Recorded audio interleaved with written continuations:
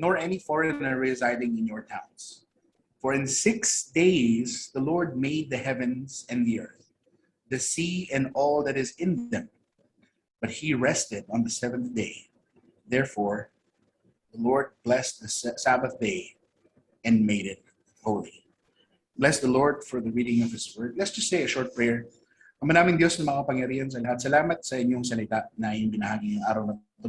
Dalangin po namin ang iyong pangunguna, ang iyong banal na spirito, ang siyang magpuspos hindi lang po sa akin na mag-deliver, pero lalong-lalo po sa lahat ng pusong tatanggap, Panginoon.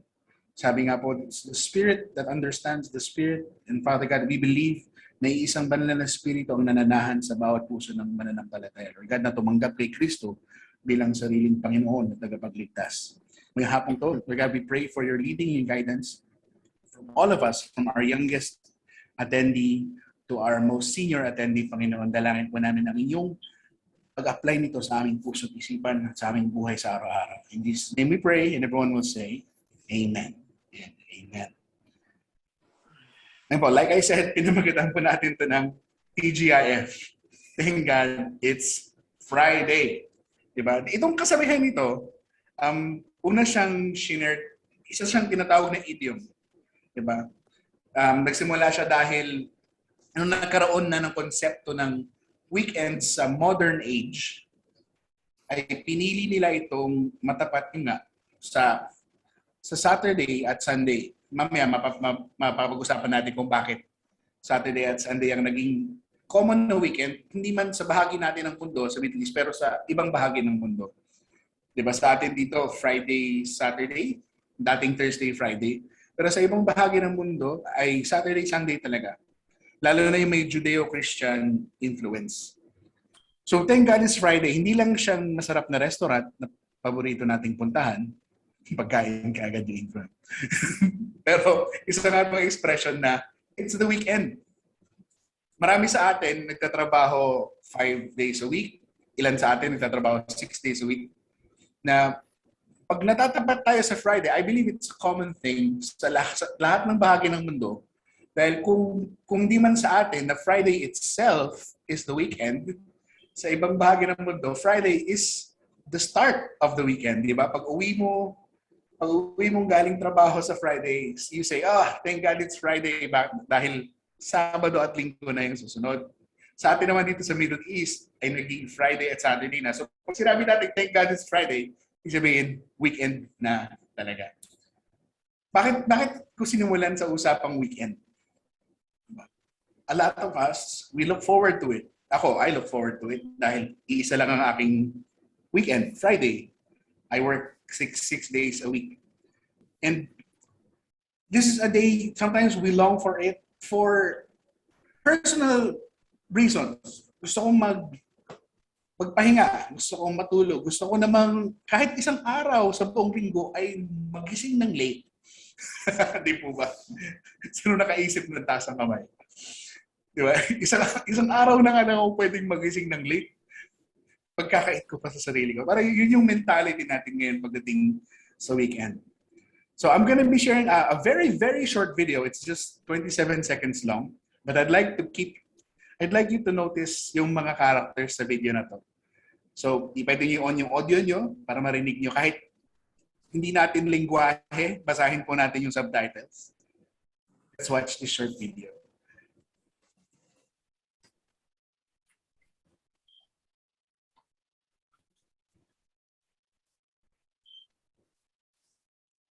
ผมส่งไป2 กล่อง เฮ้ยเอกมีอะไรช่วยป่ะ ผมเซ็นรับอยู่ตรงเนี้ยไอ้บอยวันนี้วันอะไร สุกร์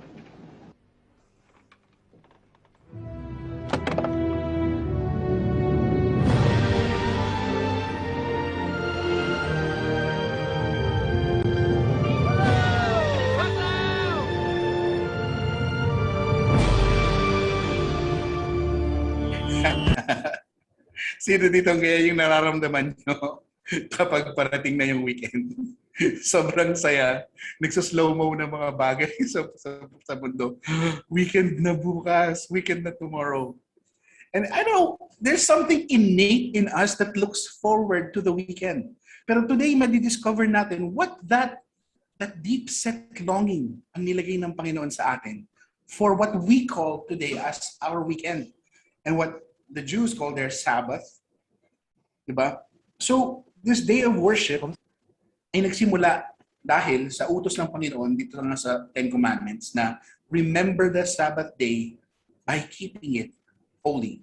We understand that whenever the Lord says that to keep something holy, it means to set it apart to the Lord. Say that with me. Set it apart to the Lord. Ibig sabihin, kinoconsecrate. Ibinubukod para sa Panginoon. And syempre, like the Ten Commandments, lahat dito ay mga pautos, mga imperatives. Kaya ang unang-unang salita sa ating commandment na to ay remember. So doon pa lang, sa umpisa pa lang ng ating passage, nandun na kaagad ang application natin. Kailangan natin alalahanin, kailangan natin i-remember, kailangan natin i-put to memory na itong araw na to, itong araw na ng tinatawag nilang Sabbath, which is sa Hebrew, it means seventh. Itong seventh day, di ba, sa atin, Sabah. Tama ba? Sabah sa Arabic. Sabbath sa Hebrew is the seventh day. Why? Because the Lord rested on the seventh day to keep it holy. Just to clarify, nung sinabing the Lord rested, hindi ito dahil napagod siya. Ang Panginoon po ay hindi napapagod. Sabi nga sa Biblia, hindi nga siya natutulog. He does not slumber. Pero what the word rested here is focusing on his resting from doing any work. Stopping or refraining from his work of creation. And so the Lord rested, di ba? On the seventh day. Ibig sabihin, he stopped creating on the seventh day. Clarify ko lang po yun. So here we see that our imperative or yung pag-utos sa atin na mag-take time away from work, to refrain from working, isn't just to follow God sa kanyang ginawa, pero dahil ang nais ng Panginoon ay something unique. Na as we step back from the blessing of work, syempre meron ding element of worship sa ating pagtatrabaho, that we step back from our work, we dedicate a time or a portion in our life or in the course of our week to the Lord. We have to understand, mga kapatid, nung panahon na iniutos ito ng Panginoon to His people, wala pang concept ng kalendaryo. Wala pang concept ng 7-day work week.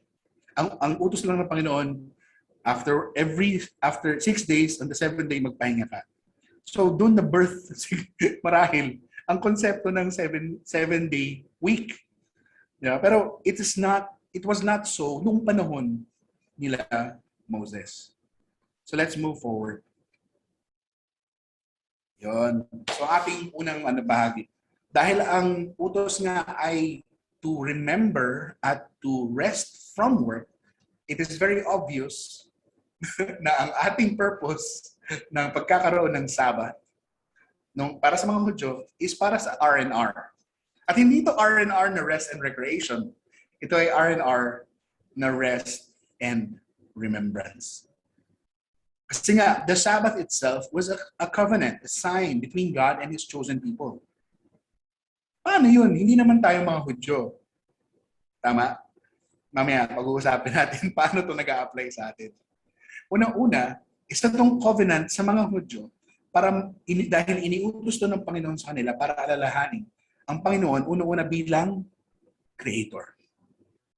Diba, in all our work, 6 days ng pagpapagal, pagpapawis, pagpupursige sa trabaho, it helps us refresh our core, our being, when we step back and realize na hindi tayo ang unang nagtrabaho.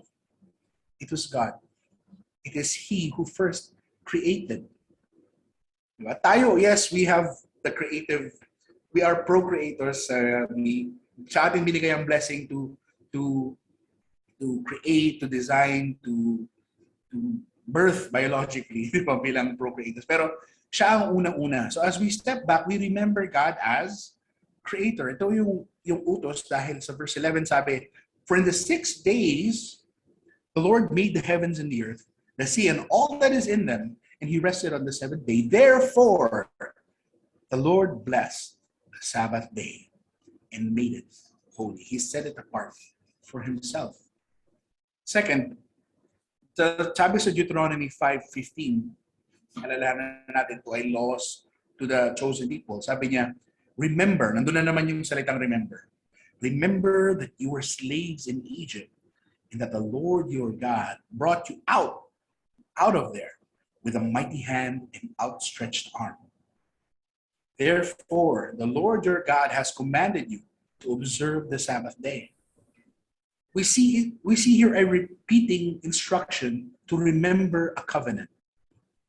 And that covenant ultimately leads to remember a person. Or remember who? The person of God himself. At dito nakikita natin na bumukod tangi ay sinasabi ng Panginoon, remember me as deliverer. Let's say it together. Remember God as deliverer. Amen. Salamat po. So, as the Jewish people are instructed to remember this covenant, ang unang application natin is to do the same. Consecrate. We may not do it step per step as described sa Deuteronomy or sa Leviticus, pero yung very core of why we should have a day of rest is to consecrate nga a portion of our time, or sa ating practice, a day in your week, to keep it free from the demands of work and allow it to have a distinctive character of worship. Hayaan mo yung araw na yan na ibinukod mo para sa Panginoon ay mapuspos ng atmosphere ng pagsamba. Marahil busy nga ang ilang mga tao sa araw ng Sabbath or ng worship dahil nga tayo nga ay mga ministers. But that does not mean we are not resting in the person of God. You can rest in the person of God as you minister dito. Yun yung isang pagpapalang binigay ng Panginoon sa mga Levites, sa mga nagmi-minister sa Kanya. Sabi niya, I will be their portion. So, even in the middle of our consecrating this day, we can find rest as we move about our ministry. Huwag niyo isipin na wala na akong Sabbath day. Pati Friday na nga, tatrabaho, tumutugtog na ako sa church, preach pa ako. Daan mong iniisip dahil pag ganun na pag-iisip mo, isabihin nawawala yung sentro mo sa purpose ng Sabbath. Nawawala yung puso mo sa purpose ng Sabbath, which is, it must be centered in the person of Jesus Christ. Makikita natin yan sa second part. So, kung kanina, I rest and remember the Creator, the Deliverer, na makikilala natin sa OT bilang God the Father, di ba? Ang pangalawang bahagi naman po ng ating pag-uusapan ay rest and remember who? The Son of God. Nakikita niyo na yung pattern, no? God the Father, God the Son. At mapipredict nyo na ng susunod ay God the Holy Spirit. Dito, we remember Jesus Christ, our Savior. Remember, mga kapatid, the Lord of the Sabbath. How is it? How is it that we should remember Him? We see na tayo bilang mga hintil, tayo bilang mga Gentiles, mga hindi Hudyo, non-Jewish people, we are counted in the promise of Abraham through the faith. Sabi nga, it was credited to him as righteousness. At ganun din tayo. It is through our faith in Christ Jesus na naging bahagi tayo ng pangako. Ng pangako ng pagpapala, ng pangako ng buhay na matatagpuan sa ating Panginoon. So, makikita natin sa book of Colossians, if you can read this with me, ito ang sinulat ng Apostle Paul para sa mga hintil, para sa mga Gentiles sa Colossae.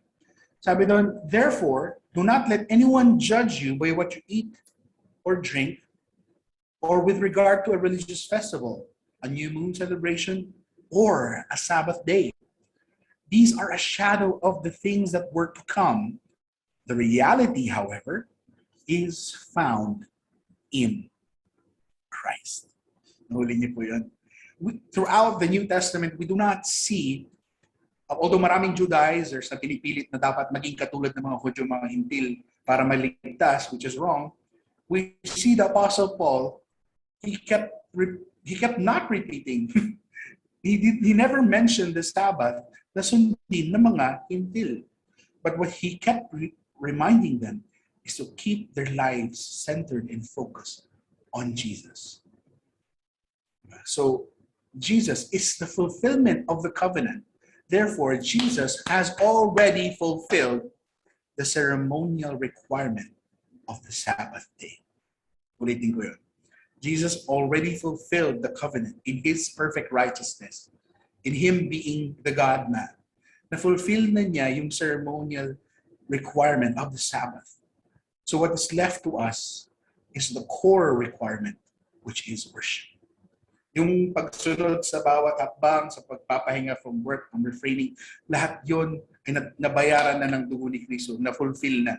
At tayo naman ngayon ay pinafocus sa person ni Kristo dahil siya ay ang ating katuwiran. He is our righteousness. He is what makes us right before the Lord and no longer the old covenant. Yes, the old covenant, apart from the ceremonial, which is the Sabbath, continues. Diba? Hindi naman sinabi porket na-fulfill ng Jesus yung covenant, ay wag mo na sundin yung Ten Commandments. No, they continue to be part of a self-checker. It's like a mirror that helps us check ourselves.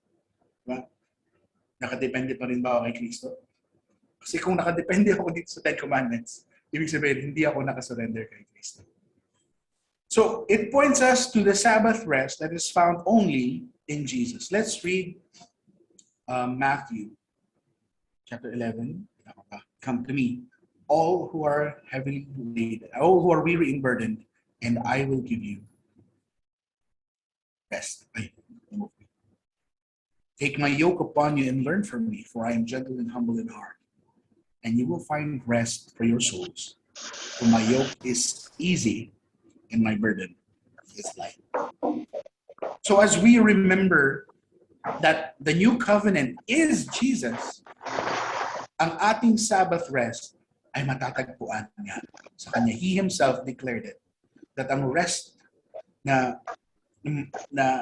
pinaka inaasam-asam ng ating kaluluwa, ng ating katawan, ng ating whole being ay matatagpuan sa Kanya. And I will give you rest. So, kung yung rest na dineclare sa Sabbath is to refrain from work, ito, holistic yung rest. Hindi lang resting from work, but resting in the peace and in the greatness and in the holiness of Christ Jesus. Bakit? You are resting from trying to make yourself righteous before God. Ulitin ko yun. You are resting from trying to make yourself righteous before God. Bakit? Because you now know that it is the work, not of yourself, but the work of Jesus on the cross and the empty tomb and your faith in Him that makes you righteous before God. It is your faith in Jesus that makes you righteous before God. Knowing this, ay magpapahinga na yung soul mo. Ay, hindi ko na kailangan magpagod sa aking false attempts. Ulitin ko, false attempts, earthly attempts at righteousness. Bagkus tatanggapin ko ang kapahingahan na kay Kristo nakasalalay ang aking katuwiran. At ngayon na nasa akin na ang katuwiran ni Kristo through the work of the Holy Spirit, ay natural nang ma-work out ang katuwiran na galing sa Kanya. Hindi na to human, superficial attempt na magmukhang righteous. Doon tayo napapagod, di ba? Sabi ni Lord, di mo kailangan magpagod. Bakit?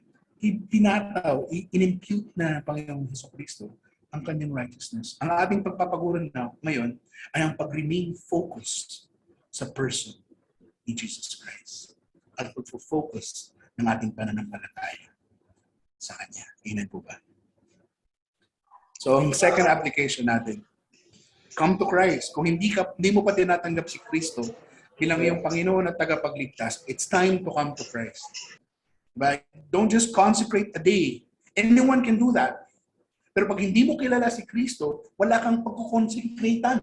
Ulitin ko. Pag hindi mo kilala si Kristo, wala kang pagkukonsecratean. Kanino mo i-consecrate yung araw na yun? No one. You end up consecrating it to yourself. I deserve this. I deserve rest. No, kapatid. You consecrate it to Christ. And in order to do that, you have to know Jesus Christ. Because He is the fulfillment of the covenant, yes. He is the Lord of the covenant, yes. But ultimately, when you come to know Christ and consecrate your Sabbath, your personal Sabbath to Him, He is your rest and your righteousness. So kung meron pa kayong mga binabahagian ng mabuting balita, marahil nyo i-share to.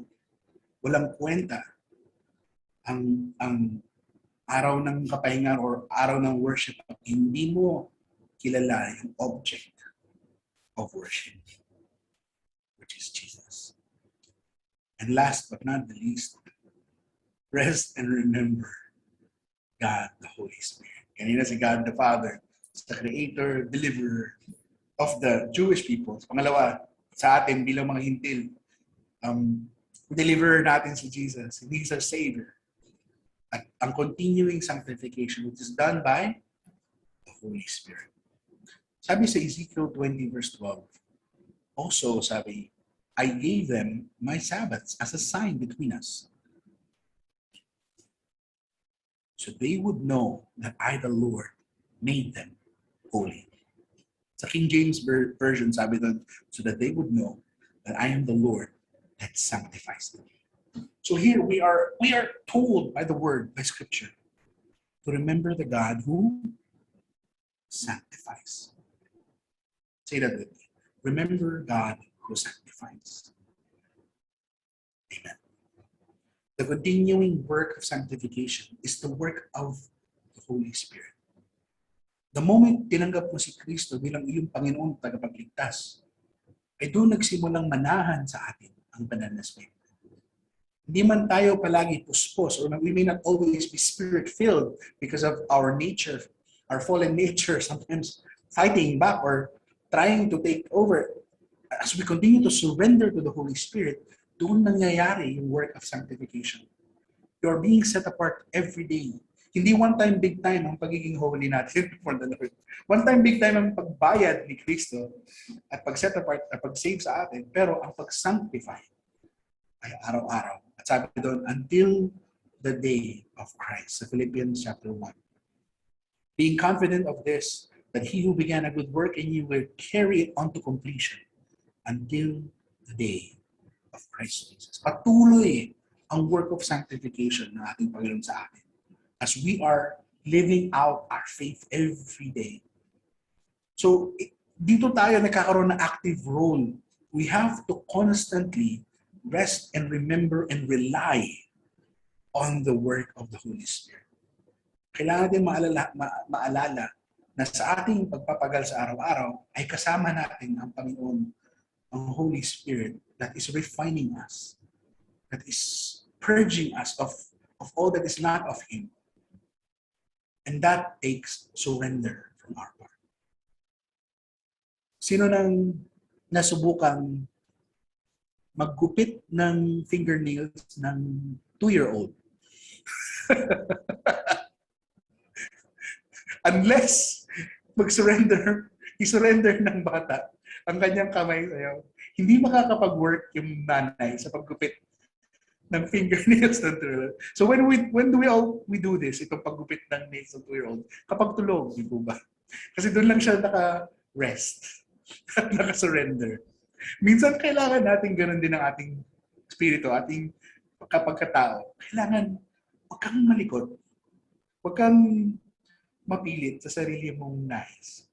Dahil kailangan surrender ka to the Holy Spirit for the Holy Spirit to fulfill His work in you. The Holy Spirit is a gentleman. Hindi niya pinipilit ang kanyang sarili sa atin. But we have to surrender to the Holy Spirit in order for the Holy Spirit to do yung work niya. At ang pag-surrender na yan ay dinilid ni Kristo mismo as He dwells in us. Kasi kung wala si Kristo sa atin, hindi tayo magsusurrender to the Spirit. Di ba? If you have faith in Jesus, you will be able to declare that Jesus is Lord because of the Holy Spirit. It works both ways. Ang taong may Holy Spirit lamang or nananalo ng Holy Spirit, ang siyang taong makakapagsabi na Jesus is Lord. At ang taong may Kristo sa buhay ay ang taong makakapag-claim ng Holy Spirit is at work in Him. Amen po ba? So, ang ating general overview, rest and remember the person of God na pinakilala niya sa atin as being a tri-unity. God the Father, God the Son, God the Holy Spirit. As God the Father, inaalala siya ng mga Hudyo bilang deliverer nila sa Egypt. Tayo bilang mga hintil, inaalala natin ang Panginoon bilang deliverer from the condemnation of sin. God the Son, which is our salvation. And God the Holy Spirit, which is our sanctification. So ating third application, kung kanina ay consecrate, come to Jesus. Pangatlo ay continue. CCC. Continue to seek to be Spirit-filled. No one can say Jesus is Lord except in the Holy Spirit. Ulitin ko, continue to seek to be Spirit-filled. Bakit seek to be Spirit-filled? Ulitin ko, hindi tayo madalas puspos ng banal na Espiritu dahil sa sarili nating will, minsan na nanlalaban sa Panginoon. So it takes an active role of surrendering to the Holy Spirit in order for the Spirit to fulfill its work in you. Check na natin yung ano natin. Are we full of ourselves? Or are we filled with the Spirit? Dalangin ko is we be constantly seeking to be filled by the Spirit. Amen. So in closing, one thing we should all remember, mga kapatid, since usapang Sabbath to, we are a people of the New Covenant. Hindi nga tayo kabahagi ng mga Hudyo doon sa Sabbath per se, but we are no longer bound by the house or yung Mosaic law of the Sabbath. But we are to embrace the why of the Sabbath. And what is that? To rest and remember God. To worship Him, our Maker, our Savior, our Sanctifier. Thank God it's Friday. Manalangin po tayo.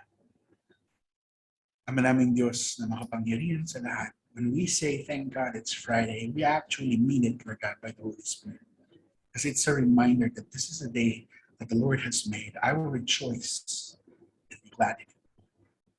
Itong araw na to, anumang pagod ang naranasan ng aking katawan sa lumipas na 6 na araw, anumang frustrations, anumang stress, lahat ito ay walang kwenta kumpara sa kadakilaan, kumpara sa kabutihan, kumpara sa pag-ibig, kumpara sa kaluwalhatian, kumpara sa kadakilaan ng aking Panginoon na buhay. Na ikaw, Panginoon, ang anchor ng aking being. Ikaw ang anchor ng aking pagkatao. Ikaw ang anchor ng iyong simbahan, Lord God. That yes, we may be able to worship in a way when we work, but it is different when we worship in a day that is specially set apart for you, Lord God. Allow us to crave for that time with you. Be it in our personal time at home or collectively as a church.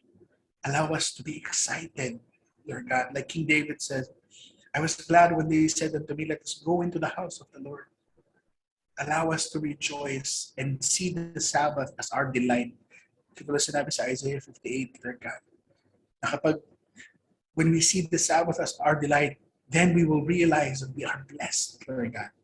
Because our whole being, everything that we are, ay nakapahinga at nakayakap sa iyo. Salamat, Lord God, sa reminder na to. Allow us some R&R, not just rest and recreation, but to rest and remember our good, good Father. Lord, be with each heart that is longing for your peace. Refresh them, Lord God. Refresh us with all that you are. Allow your word to penetrate our hearts and our minds, Lord God. And as we look upon the weekend, hindi lang kami magre-rejoice dahil, may isa na namang araw ng pahinga na parating. Pero when we look forward to the weekend, yes, I'm gonna get to worship God with my brothers and sisters in Christ. That we are not bound by the distance anymore. Because He even gave us the technology na magsama-sama. Even though we are divided by thousands of miles, Lord God. Eh Lord, sa mga may pagkakataong magkita face-to-face, pagpalain niyo sila rin, Lord God. Dahil iba nga rin ang joy na magkasama-sama face-to-face, Lord God. Yung joy na nilalong namin, the one day, we will be able to see you face-to-face. In Jesus' name we pray. Amen. God bless po.